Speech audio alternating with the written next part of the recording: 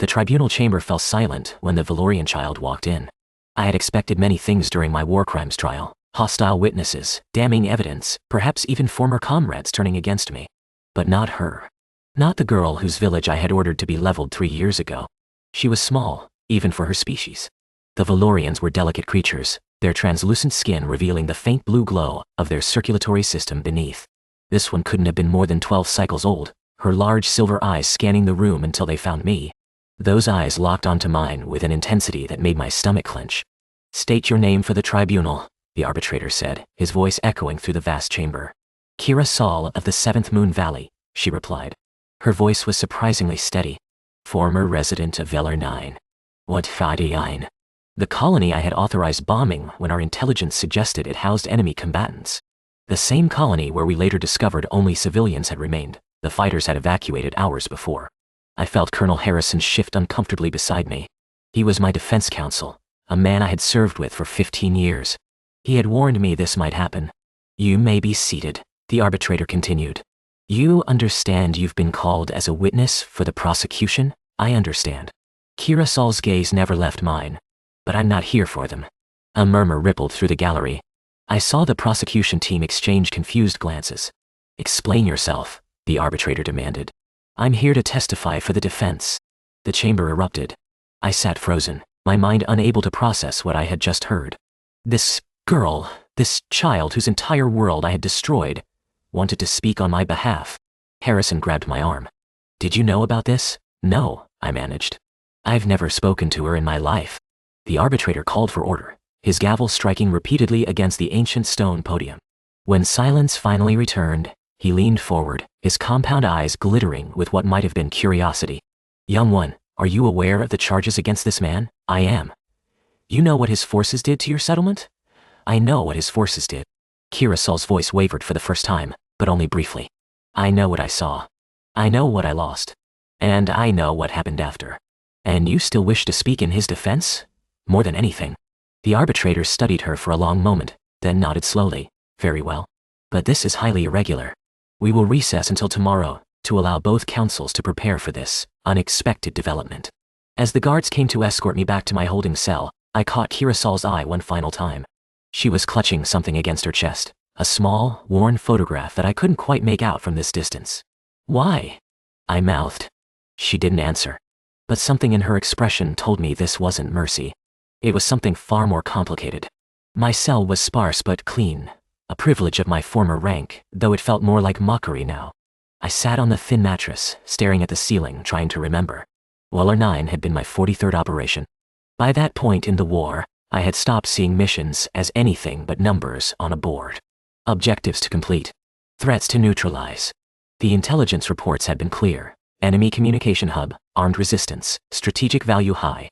What the reports hadn't mentioned was the evacuation tunnel the fighters had used, or the fact that most families had refused to leave, believing the war wouldn't touch their remote valley. They had been wrong. I remembered the after-action report. 317 casualties, 94 of them children. I had signed the bottom of that report with the same cold efficiency I had signed everything else. It wasn't until months later, when the ceasefire was announced and the truth commissions began their work, that the weight of those numbers finally crushed me. The cell door clicked open.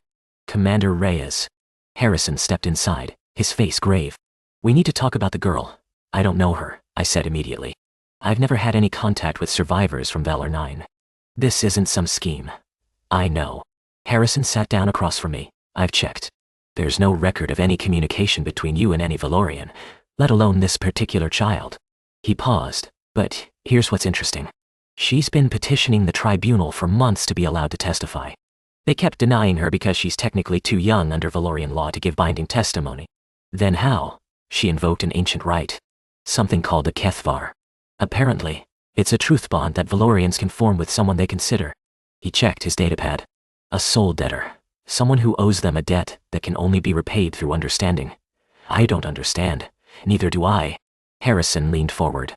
"But here's the thing, Marcus. The prosecution tried to stop her. They know she survived Velar-Nine.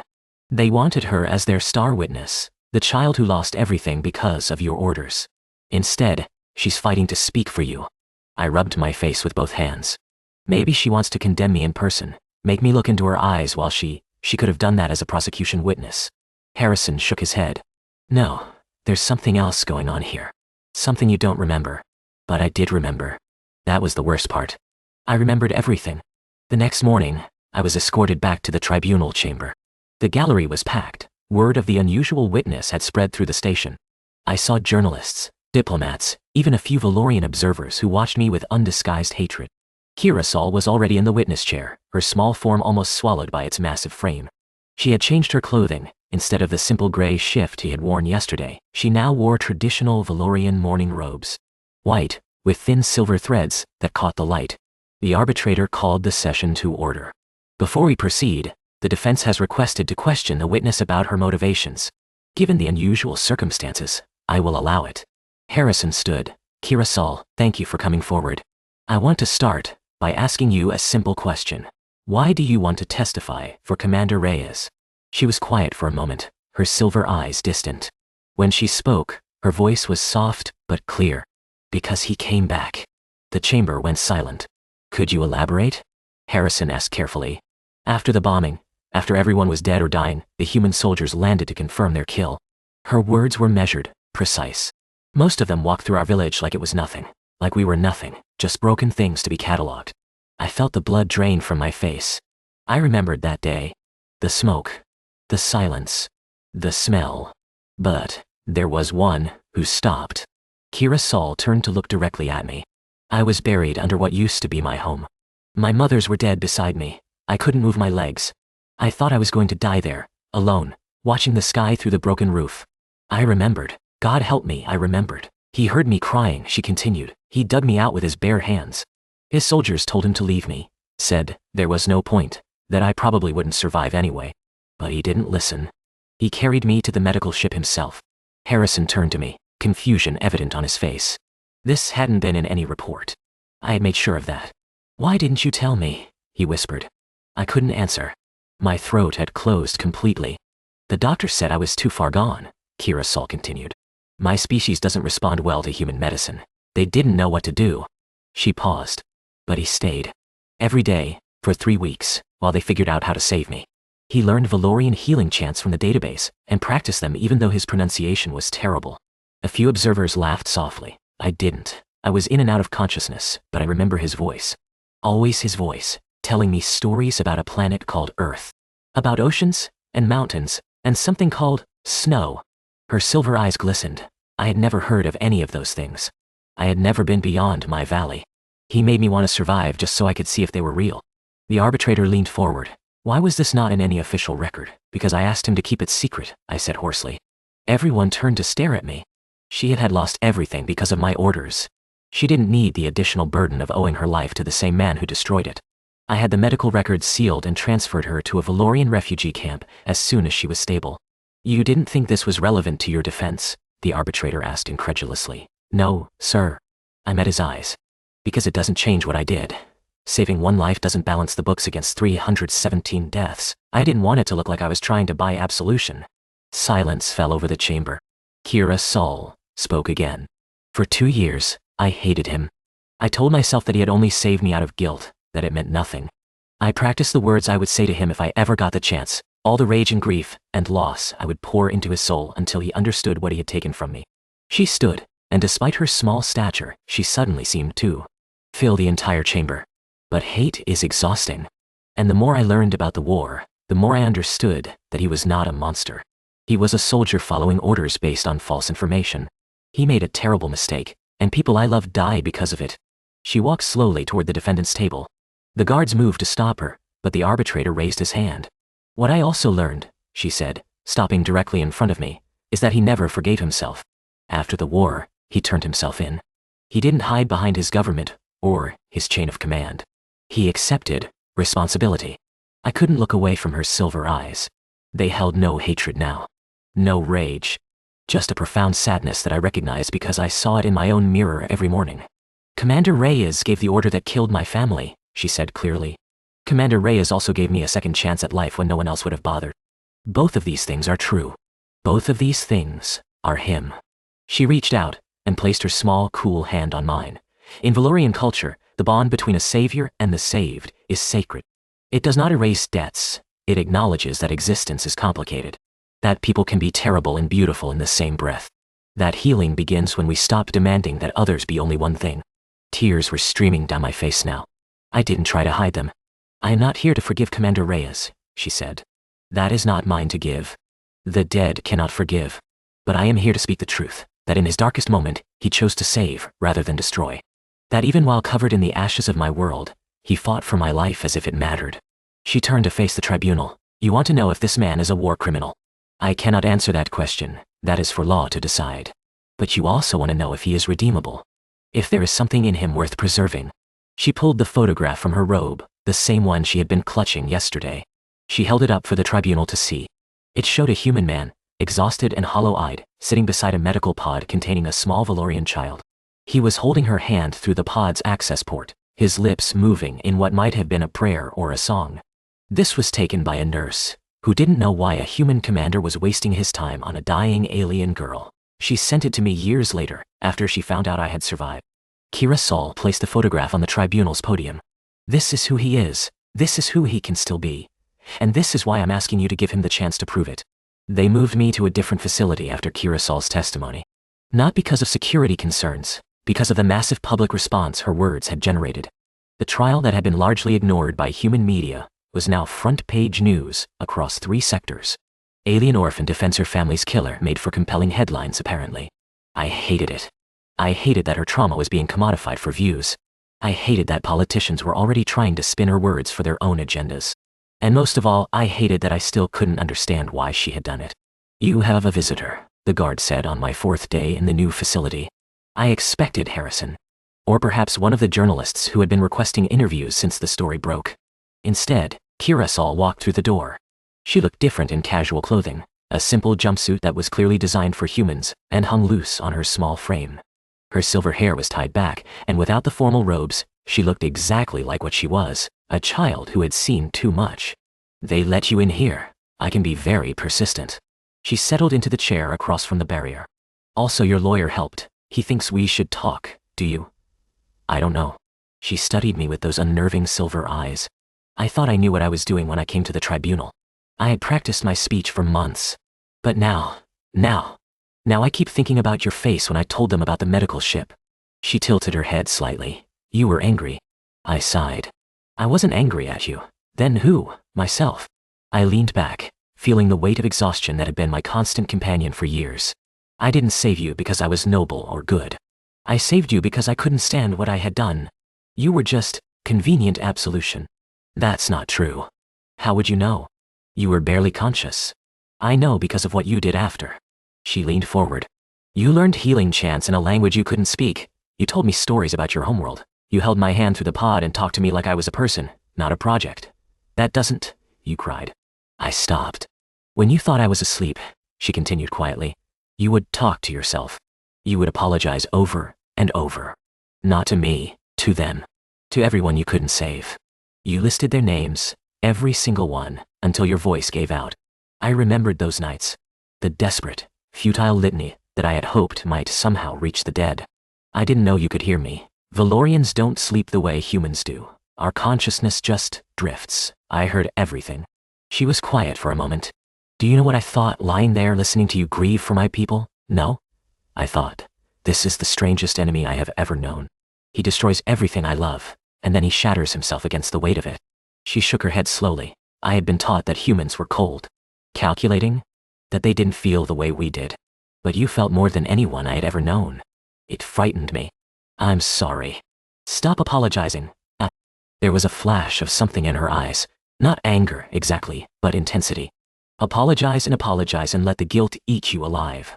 It's exhausting to watch. What else am I supposed to do? Live.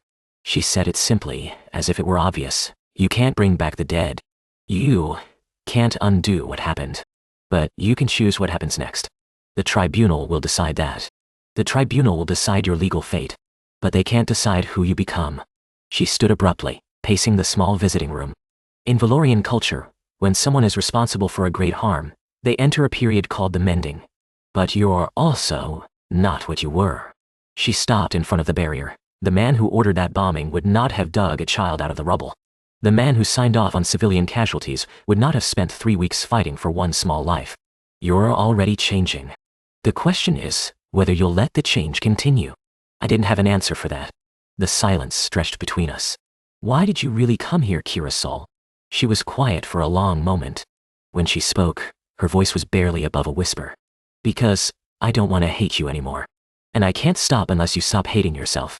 The trial resumed 3 days later. The prosecution had regrouped, bringing in expert witnesses to testify about the psychological damage inflicted on Velar-Nine survivors. They were determined to prove that one act of individual kindness couldn't outweigh the systemic horror of my orders. They weren't wrong. I sat through hours of testimony, listening to survivors describe the destruction of their world. Each word was a knife, and I didn't look away from a single witness. I owed them that much. But something had shifted in me since Kira Sol's visit. When a particularly hostile witness, a Velorian elder who had lost his entire extended family, finished his testimony with a demand for my execution, I stood. Commander Reyes, you have not been recognized, the arbitrator warned. I know. But I have something to say. The chamber buzzed with murmurs. Harrison tried to pull me back down, but I shook my head. I'm not going to offer excuses. Every word that has been spoken about what I did is true. I ordered an attack based on intelligence I didn't verify thoroughly enough. I trusted a system that failed, and 317 people died because of it. I turned to face the gallery, finding the elder's eyes. You deserve justice. Your families deserve justice. And if the tribunal decides that justice means my death, I will not fight it. Marcus, Harrison started. Let me finish. I took a breath. But I also want you to know that I understand now, finally, that justice and vengeance aren't the same thing. Executing me won't bring anyone back. It won't heal your grief. It will just add one more death to a war that has already taken too much. I looked at Kira Sol, who was sitting in the gallery, her silver eyes fixed on me. Someone very wise told me that I need to stop apologizing and start living. I'm not sure I know how to do that yet. But if the tribunal gives me the chance, I want to try. Not to earn forgiveness, that's not possible. But to become someone who creates life instead of destroying it. The chamber was absolutely silent. I submit myself to the tribunal's judgment, I said, whatever it may be. I sat down. Harrison stared at me for a long moment, then slowly nodded. The deliberation took 4 days. During that time, I wasn't allowed visitors. I sat in my cell and thought about everything. The war, the bombing, the tribunal. And Kira Sol.A. I had destroyed her world, and she had come to save mine. Not because I deserved it, but because she understood something I was only beginning to grasp. That pain could be transformed into something other than more pain. On the 5th day, I was brought back to the tribunal chamber for sentencing. The arbitrator's face was unreadable, as he read from the judgment scroll. Commander Marcus Reyes, you have been found guilty of criminal negligence resulting in mass civilian casualties. The evidence clearly establishes that you failed to verify intelligence that, upon closer inspection, would have revealed the absence of legitimate military targets in Velar-Nine. My heart hammered against my ribs. However, the arbitrator continued, the tribunal has also taken into account several mitigating factors. The systemic failures in your command structure. Your immediate acceptance of responsibility after the ceasefire. Your actions in saving the life of a child survivor. And the extraordinary testimony of that survivor who asked not for mercy, but for the recognition of your humanity. He paused. The tribunal sentences you to 30 years of service under the Velorian Reconciliation Committee. You will work directly with survivors of the conflict, helping to rebuild what was destroyed. This service will be supervised, and any violation of its terms will result in immediate imprisonment. 30 years. Half my remaining lifespan, given human longevity. I closed my eyes and let out a breath I hadn't realized I was holding. Commander Reyes. I looked up at the arbitrator. This is not mercy, he said quietly. This is an opportunity. One that many in this chamber believe you do not deserve. Do not waste it. I won't, sir. As the guards escorted me out, I passed by the gallery. Most of the Velorian observers looked at me with the same cold hatred they had shown throughout the trial. I didn't blame them. But one figure pushed through the crowd to reach the railing. Kira Sol looked up at me, her silver eyes bright. You did well, she said. I spoke the truth. That's all. Sometimes, that's the hardest thing. She glanced at the guards who had paused to let us talk. I'll be working with the Reconciliation Committee too. Apparently, they think a survivor's perspective will be valuable. You don't have to, I want to. She reached through the railing and grabbed my hand, the same gesture she had made during her testimony.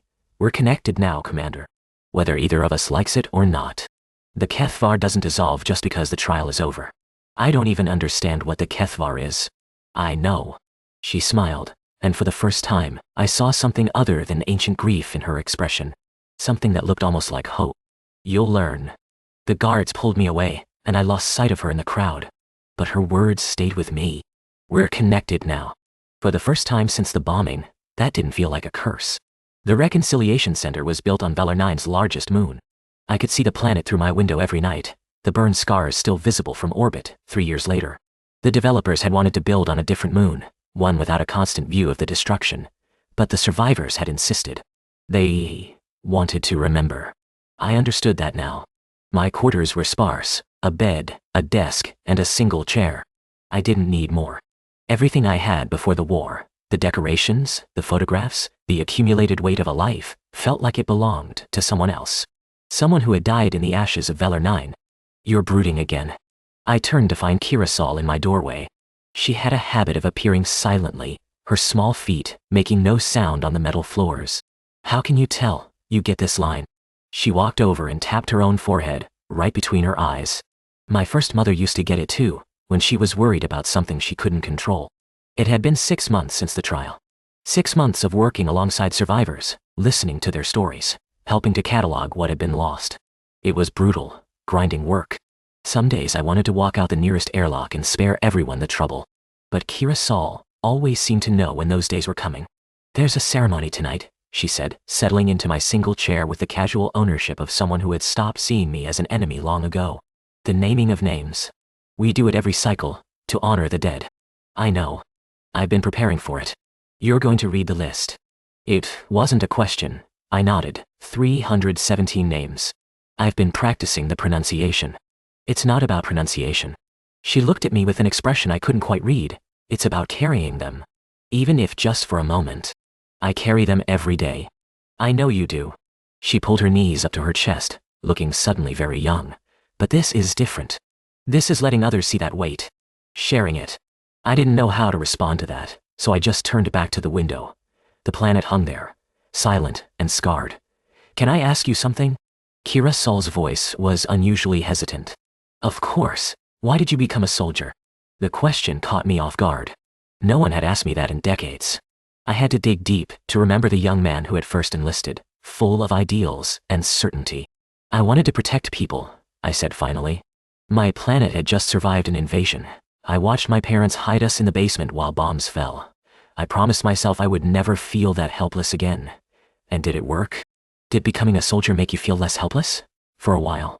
I leaned against the window frame, but somewhere along the way, I stopped thinking about the people I was protecting. They became abstractions. Numbers on casualty reports. And the people I was fighting against became less than numbers. They became obstacles. Like us. Like you. I turned to face her. I'm not trying to excuse it. I'm just trying to explain how it happened. How I became someone capable of ordering what I ordered. Kirasol was quiet for a long moment. In Velorian culture we have a saying, the weapon forgets, but the wound remembers. It means that those who cause harm can become numb to it, while those who suffer it carry the scars forever. That's true, but there's a second part. That's true, but there's a second part. That's often forgotten. She stood, moving to join me at the window.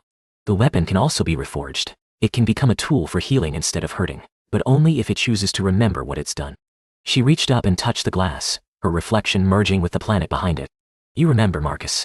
Every day, every name, every face. That's why I testified for you. Not because I forgave you, but because I could see that you hadn't forgiven yourself. And that meant you could still change. It was the first time she had used my given name. The naming of names took place at sunset, when the light from Velar's dying sun turned everything to gold. Hundreds of survivors gathered in the central plaza of the Reconciliation Center. Many of them had never spoken to me directly. They knew who I was, and what I had done, and they kept their distance. I didn't blame them. But tonight, I would stand in front of them and speak the names of everyone they had lost. Are you ready? Harrison asked. He had stayed on as my legal counsel, though there was little legal work to do now. I suspected he simply couldn't bring himself to leave. No. Good. If you were ready, I'd be worried. He handed me the scroll, actual paper, a Velorian tradition. Remember, pause between each name. Let them hear it. I know. The ceremony began with traditional Velorian chants, songs of mourning that seemed to pull grief directly from the air. I watched the survivors sway together, their bioluminescent skin flickering in patterns I was only beginning to understand. Then, it was my turn. I walked to the central podium on legs that felt like they might give out at any moment. The faces before me ranged from hostile to indifferent to curious. A few, a very few, held something that might have been compassion. I unrolled the scroll. Anasol of the Third Valley, I began, my voice cracking on the first name. Beloved daughter, keeper of ancient songs. I hadn't just practiced the names, I had researched each one. Who they were, what they had loved, what they had hoped to become. Baron Kai of the Morning Waters. Artist, dreamer, collector of starlight. With each name, I felt the weight of a life pressing down on my shoulders. Not the abstract weight of numbers on a report, the specific, terrible weight of individual existence, extinguished. Celia Mar of the Deep Roots, healer, grandmother, voice of wisdom. Tears were streaming down my face by the 50th name. I didn't stop. Darren Saul of the Seventh Moon Valley. I paused. That name, I knew that name. I found Kira Saul in the crowd. She was weeping openly, her silver eyes fixed on mine.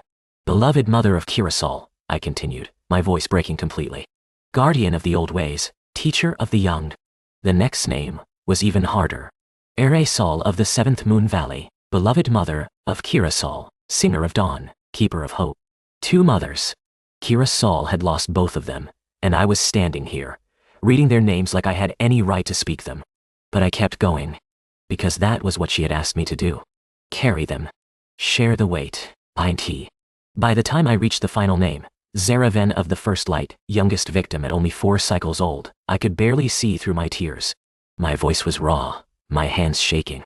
I set down the scroll. I did this, I said, and my voice echoed across the silent plaza. I gave the order. I didn't verify the intelligence. I didn't question what I was told. And 317 people died because I failed. I looked out at the crowd. I cannot undo what I did. I cannot bring back the dead. I cannot heal the wounds I caused. I took a shaking breath. But I can promise you this, I will spend every remaining day of my life trying to become someone who creates rather than destroys. I will carry these names until my dying breath, and I will never, ever forget. The silence stretched. Then, slowly, a single Velorian rose to their feet. Then, another. And another. They weren't applauding. They weren't forgiving. But, they were standing. Acknowledging. It wasn't absolution.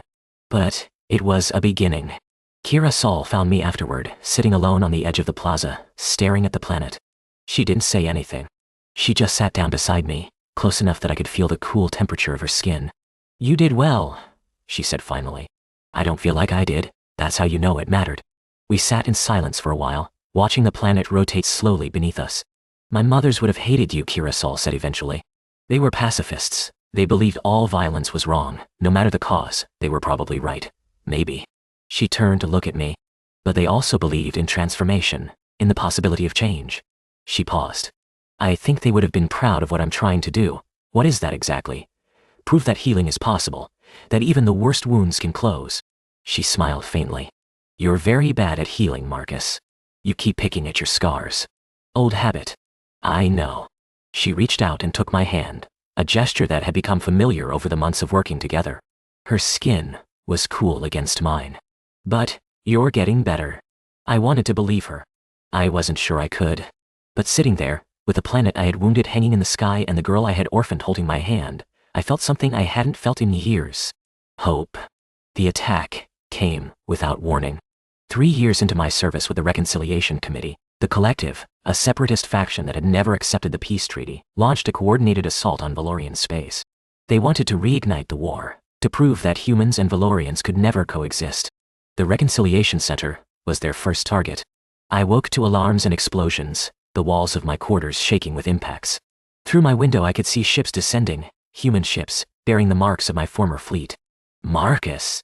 Kira Saul burst through my door, her silver eyes wide with fear. They're here. They're landing soldiers. I was already moving, pulling on the emergency suit I kept by my bed. Get to the evacuation shelters.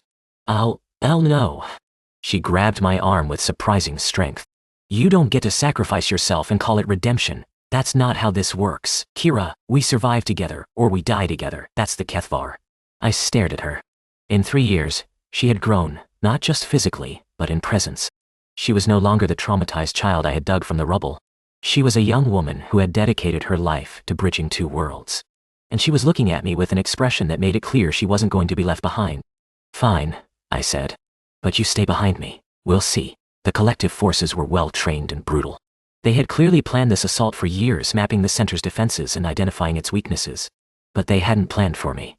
I had spent 30 years as a military commander. I knew tactics. I knew strategy. And I knew exactly how to turn their strengths against them. Harrison. I found my former counsel in the main hallway, helping evacuate civilians. "I need access to the center's security systems. You're still a prisoner," he said, even as he handed me his access card. "Technically, I'm violating about 15 protocols right now. Add it to my sentence."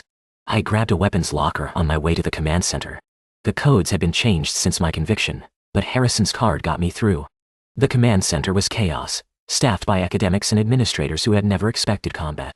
I pushed through to the main console. "Everyone listen." My voice cut through the panic.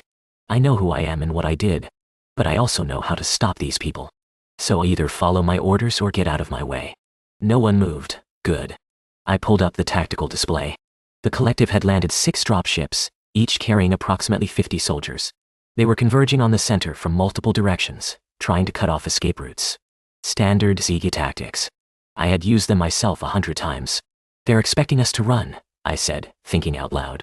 "They want to herd us into a kill zone, so what do?" One of the administrators asked. "We don't run." I pointed to the display. "We make them come to us.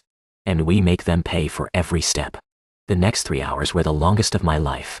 I coordinated the defense from the command center while Kira Saul refused to leave my side. She couldn't fight. Velorians were physically weaker than humans, but she could communicate. She used her species' telepathic abilities to relay orders faster than any radio system could manage.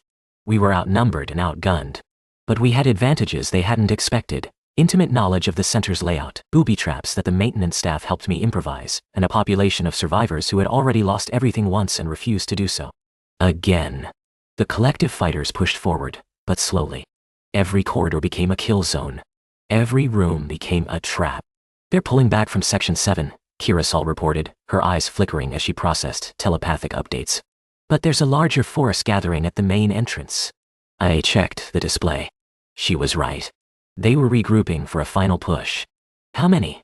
"At least 200. I closed my eyes. Even with our defensive advantages, we couldn't hold against that many. Not indefinitely. "Get everyone to the central shelters," I said quietly. "I'm going to buy you time." "No." Kira Saul's voice was sharp. "I told you, Marcus. Together, or not at all. This isn't about redemption." I turned to face her. "This is about math. One life for hundreds. You know I'm right." "I don't care about right." She grabbed my hands, and I felt something pulse between us, that strange connection that Kethvar had created, stronger now than it had ever been. 3 years ago you saved me when everyone told you to leave me. Now it's my turn. That was different. How? I couldn't answer. "You taught me something, Marcus," she continued. "You taught me that even the worst people can choose to be better. That redemption isn't about dying, it's about living differently." Her silver eyes burned into mine. "Don't you dare take that lesson away from me by throwing your life away now. I don't know how else to save you, then let me show you." She closed her eyes, and the pulse between us grew stronger. I felt warmth spreading through my chest, not physical warmth, but something deeper. Something that felt like connection, like belonging. "That Kethvar isn't just a truth bond," she said, her voice strained with effort. "It's a bridge. Between species. Between souls." She opened her eyes, and they were glowing. "I've never told you this, but we've been connected since the medical ship. Since you held my hand and sang those terrible healing chants." "What does that mean?" "It means I can do something that hasn't been done in centuries." She smiled, even as tears streamed down her face. "I can extend the bond. Not just to you, to everyone in this center." "Kira, that sounds dangerous?" "Yes." She pulled me closer. "But if it works, every Velorian here will share our connection. They'll feel what you feel. They'll know what I know, that you're not our enemy anymore. That you're one of us. And if it doesn't work, then it doesn't matter, because we'll all be dead anyway." I wanted to argue. I wanted to protect her from whatever this was going to cost. But I saw the determination in her eyes, and knew that nothing I said would change her mind. "Tell me what to do, just hold on. And don't let go." What happened next is difficult to describe. I felt Kira Saul's consciousness expand outward, touching every Velorian mind in the center. I felt their shock, their fear, their ancient hatred of the man I had been. But I also felt something else, the same connection Kira Sol and I had built over 3 years of working together. The shared grief, the slow healing, the hope. Through Kira Sol, I experienced what the Velorians had lost. Not as names on a list, but as living memories. I felt the warmth of mothers' embraces, the laughter of children, the ancient songs that had been passed down for generations. And they felt me. They felt my guilt, my regret, my desperate need to make things right. They felt the nights I had spent reciting the names of the dead, the tears I had shed when I thought no one was watching. They felt the man I was trying to become. The psychic wave lasted only seconds, but it changed everything. When I opened my eyes, Kira Sol had collapsed against me. Her skin was pale, her breathing shallow. Kira. I caught her before she could fall. Kira, talk to me, I'm okay. Her voice was weak, but she was smiling. Just tired. It worked, Marcus. They felt it. I looked up at the other Velorians in the command center. They were staring at me with expressions I had never seen before, not hatred, not fear, but something like recognition. They understand now, Kira Sol whispered. They know who you are. The collective made their final push an hour later. But, instead of finding a divided population cowering in shelters, they found every Velorian in the center standing together. And standing with them was me. I don't know how to explain what the Kethvar gave us. It wasn't telepathy exactly, more like a shared purpose. We moved together, fought together, protected each other without thinking. The collective forces pushed into the main plaza and found themselves surrounded. Not by soldiers, by survivors. By people who had lost everything once and refused to do so again. Stand down, I called out to them. This war is over. It was over 3 years ago. Their commander, a man I had served with before my conviction, stared at me in disbelief. Reyes? You're fighting with them? I'm not fighting anyone. I stepped forward, hands raised. I'm asking you to stop. Look around you. These people have already suffered enough. They're aliens. They're the enemy. They're people. I thought about Kira Sol's mothers, about all 317 names I had memorized. They grieve. They love. They fear. Just like us. I met his eyes. I gave an order once that killed hundreds of them. I spent years believing they were abstractions, numbers, objectives, threats, and it destroyed me. I gestured at the Velorians standing behind me. Don't make my mistake. Don't let them become less than human in your eyes, because once you do, you can never go back. The standoff lasted for an eternity. Then, slowly, the commander lowered his weapon. The aftermath was complicated. The collective forces surrendered, but the political fallout would take years to resolve. The attack had shown that the peace between humans and Velorians was fragile, that there were those on both sides who would rather fight than heal. But it had also shown something else. They're calling you a hero, Kira Sol said, sitting beside me in the medical bay where we were both recovering. The human who fought for aliens. The war criminal who became a defender. I'm not a hero. I know.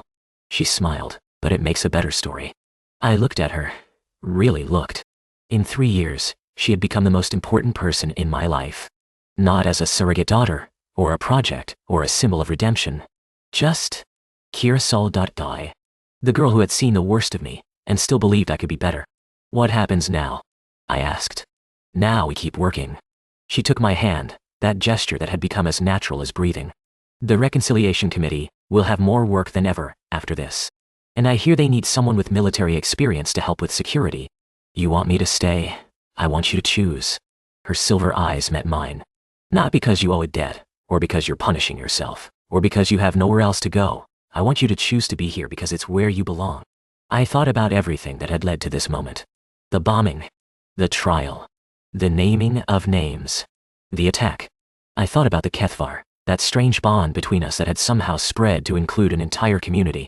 The tribunal gave me 30 years, I said slowly. But that was a sentence. This is different? This is something I'm choosing. I squeezed her hand. I'm staying.